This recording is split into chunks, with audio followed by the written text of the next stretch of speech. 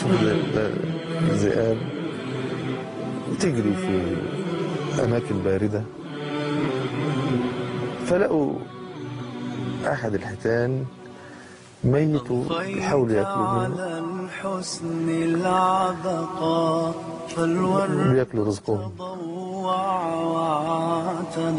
شوفوا اللي هيحصل ان هيخرج لهم منافس فلا يحوي نزقا. أضفيت على الحسن العبقا فالورد أصيب أحد الذئاب دي أو الكلاب الذئبية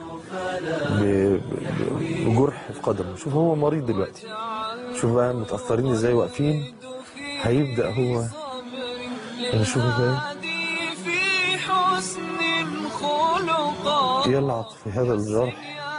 شوف ازاي هم ماشيين على مشيته، هو ماشي بيعرج برجله المصابة، وبقية الذئاب ماشية معاه زيه بالظبط. هو نام هم ناموا، هو بيتألم هم معاه في ألمه. سبحان الله، التكاتف والتعاطف شيء عجيب. لكن اللي أعجب من كده كمان هو مش قادر يقوم يجيب أكل لنفسه ولا قادر يرعى نفسه في هذا البرد القارس. هيروحوا يجيبوا له أكل دلوقتي. شوفوا هيعملوا إيه وشوف الطريقة. كلهم شوف دول اتنين كل واحد فيهم جايب صيد ما كلوش، ده جايب له هو نفسه الصيد. شوفوا ازاي سبحان الله العظيم، جايبين له أكل. شوف جابوا له الأكل.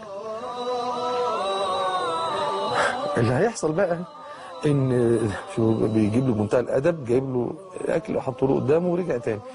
اللي هيحصل بقى سبحان الله العظيم ان الذئب ده نفسه مش هياكل، هياخد الاكل يروح يحطه قدامه ويقول لهم شكرا كتر خيركم، انتوا اولى بكده، انتوا بتسعوا وبتجروا وبتتعبوا، كلوه انتوا وانا مش. شوفوا ازاي هيحطه له مره تانيه وبعدين يرجع مكانه مشكورا. يعني التاني مستغرب قوي، طب انت عملت كده ليه؟ اهو رجع. شوفوا ازاي رجع.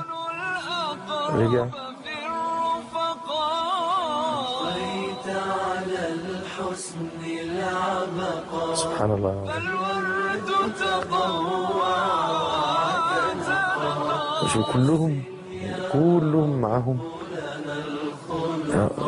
حطوا كل الاكل مع بعضه عشان اللي محتاج ياكل. سبحان الله العظيم. في أحمد أصدق من صدقا قد أدب ربي مرسله وأكرم من سبحان الله العظيم. ربي خلقا. حطوه له مرة تانية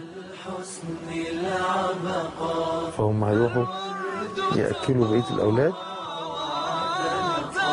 وسايبين له أكله جنبه عشان لو احتاجوا ياكل، لكن سايبين حد معاه عشان يرعاه وعلشان يواسيه في محنته وعلشان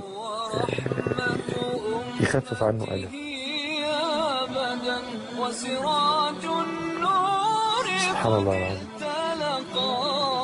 خلق القرآن شميلته فضل الرحمن به. سبحان الله العظيم. يعني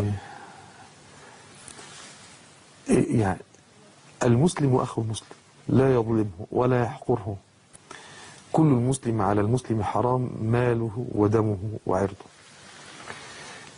تصدق، اطعم مسكين، داوي جريح،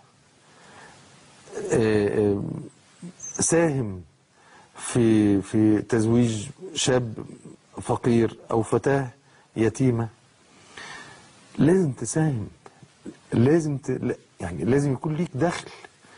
مجتمعك اللي حواليك ده محتاجك، بلدك اللي احنا بنمر بظروف الله أعلم بيها، ظروف صعبة، محتاجين اللي يمد ايده لاخوانه ويساعدهم. مثل المؤمنين في توديهم وتعاطفهم وتراحمهم كمثل الجسد الواحد اذا اشتكى منه عضو تداعى له سائر الاعضاء بالحمى والسهر. مش وقت التفكير في النفس، مش وقت التفكير في النفس.